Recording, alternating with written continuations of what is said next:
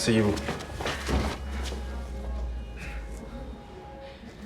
Votre mari a posé une bombe dans son usine et on a de bonnes raisons de penser qu'il y en a une deuxième. Où est-ce que vous étiez ce matin? Je commence très tôt et je finis à 14h. On dit qu'il y a du va-et-vient chez vous. J'ai des amis, oui. C'est grave. Vous fréquentez des Arabes? C'est un pays arabe. Je vois pas comment je ferais autrement. Vous pensez que c'est un pays?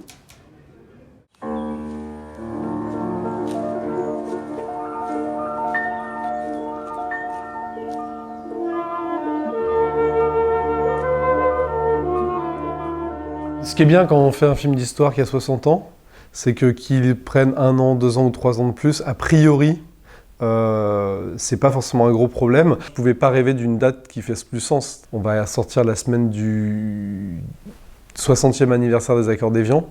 On sort dans un contexte où en fait, malheureusement, mais on se rappelle que l'histoire peut déraper, que les démocraties peuvent déraper. Par rapport à ce qui se passe en Ukraine, c'est beaucoup plus triste, c'est sûr, mais je pense que ça donne aussi une sorte d'actualité au film.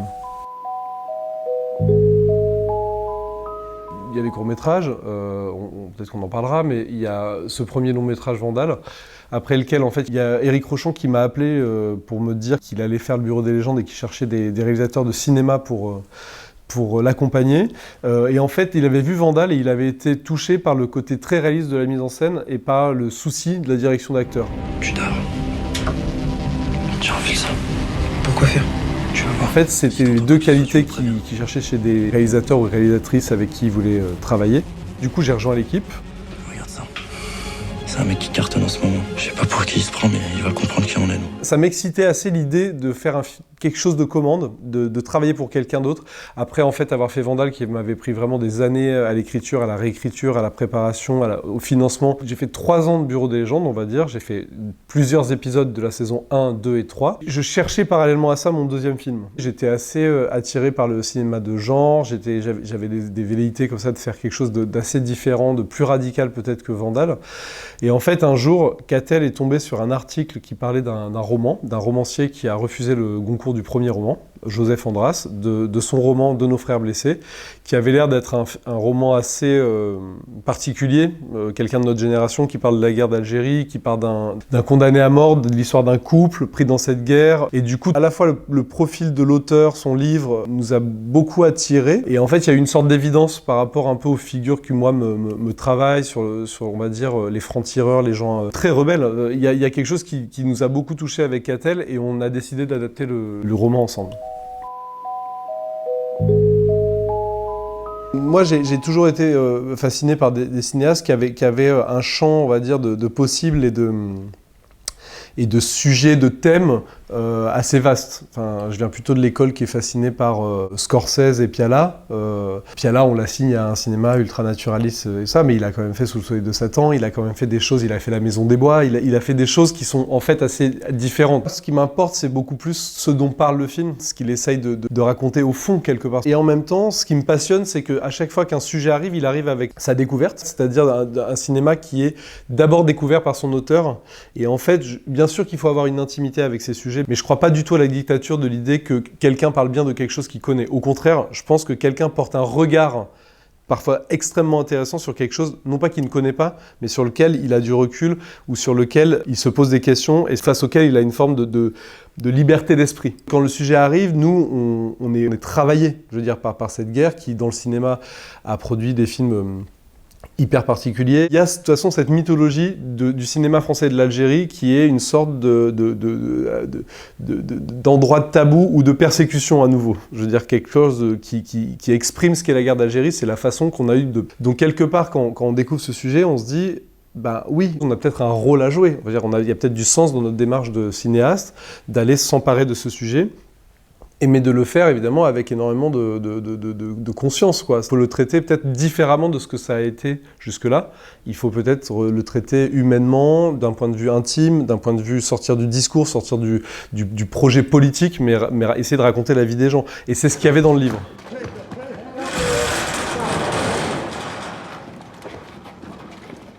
Approchez.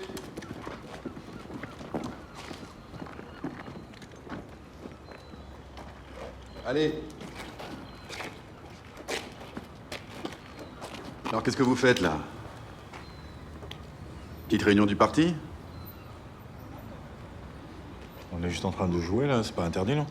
Je m'empare de cette question et je me passionne pour la documentation, pour l'histoire, pour les témoignages, pour les rencontres que je fais autour de ce film, pour aussi les choses qu'on déterre. Ce dossier judiciaire des archives militaires, ce dossier qu'on a sorti des archives militaires, par exemple, c'était passionnant de le parcourir et de s'y confronter. C'est pas parce que je suis tourné vers l'histoire que je fais ce film. Au contraire, c'est parce que je suis tourné vers la production littéraire d'aujourd'hui, par exemple. De la même façon qu'à l'époque où je fais Les Paradis Perdus, quand je fais Les Paradis Perdus, c'est parce que je découvre un bouquin qui s'appelle La Casa Susana, qui est un livre de photos trouvées, qu'un chineur new-yorkais a trouvé dans une puce à New York. Il trouve une boîte de photos d'hommes travestis en femmes qui ont l'air de se retrouver toujours dans la même maison qui s'appelle la Casa Susana, et il publie ces photos mystérieuses et en même temps assez fantasques et fantastiques. Ça me scotche et je me dis à quoi ça me renvoie. Tiens, mai 68, ce moment de grande contestation, ce moment pivot dans notre histoire qui a libéré beaucoup de choses, mais qu'est-ce qu'il a laissé encore de pas libérer, qu'est-ce qu'il a laissé enterrer derrière la libération sexuelle, qu'est-ce qui se cache de ce qu'on a encore à faire avancer ou à réfléchir. On découvre petit à petit ces obsessions. J'ai toujours été plutôt sûr d'être fasciné par les rebelles et la rébellion, et en fait, effectivement, je me suis rendu compte il n'y a pas longtemps qu'il y avait un thème qui revenait très souvent ou tout le temps dans mes films, qui était plutôt la transgression et la trahison. Il y a deux choses dans le film, dans De nos frères blessés, qui a fait un très fort écho chez nous. C'était cette idée de la trahison, d'une trahison nécessaire. Quelqu'un qui trahit son pays parce que son pays qu'il aime, est en train de devenir un pouvoir qu'il n'aime pas. Et je pense que ça nous renvoie quand même à des questions assez largement contemporaines. Est-ce qu'aujourd'hui, s'opposer au pouvoir russe, c'est être un mauvais russe ou être un bon russe? À l'époque, c'était un peu des questions comme ça qui se posaient. Est-ce que lutter contre la France qui imposait une autorité violente, est-ce que c'était être un bon Français ou un mauvais Français? Et c'est une question qu'elle œuvre dans le film. Et puis il y avait aussi la question du couple. La question du couple dans le film, comme on écrivait à deux avec Catel, comme on écrivait ensemble, il y avait aussi beaucoup cette question du couple qui était un miroir dans le film. Et qu'est-ce qui t'a pris? Me laisse pas tout seul comme ça, c'est gênant. Oh, y a quelqu'un? Tu m'énerves. Pourquoi j'ai dit ça? Bon, écoute, je suis pas obligé de lui plaire à ta mère, on peut parler d'autre chose que de politique. Ou... Tu es obligé de lui plaire. Mais toi, à sa place, c'est compliqué, mais l'Algérie, c'est loin. Pour toi, tu rentres à la maison et moi? Mais je veux pas qu'elle ait peur, c'est tout. Je veux pas qu'elle me dise encore une fois que j'ai fait le mauvais choix, c'est tout. Déjà, bon, c'est un acteur exceptionnel à énormément de niveaux, humainement, professionnellement. C'est quelqu'un qui est très sincère avec ses questions et ses questionnements. Quand on s'est rencontré avec Vincent, il me posait plein de questions qui, moi, me faisaient progresser dans mon film. Il est toujours très lui-même quand il apparaît dans un film et complètement le personnage qu'il est en train d'incarner. Il a ce truc dont parle Godard qui est il n'est pas dans la mégalomanie de son personnage. Il arrive et il est ce qu'il peut être du personnage, et sa sincérité et son travail à se saisir de ce personnage fait qu'il est en fait énormément ce personnage. Né le 12 juin 1926 au Clos Saint-Lambier à Alger. Ouvrier tourneur à l'usine électricité et gaz d'Algérie. Marié à Hélène Xiazek.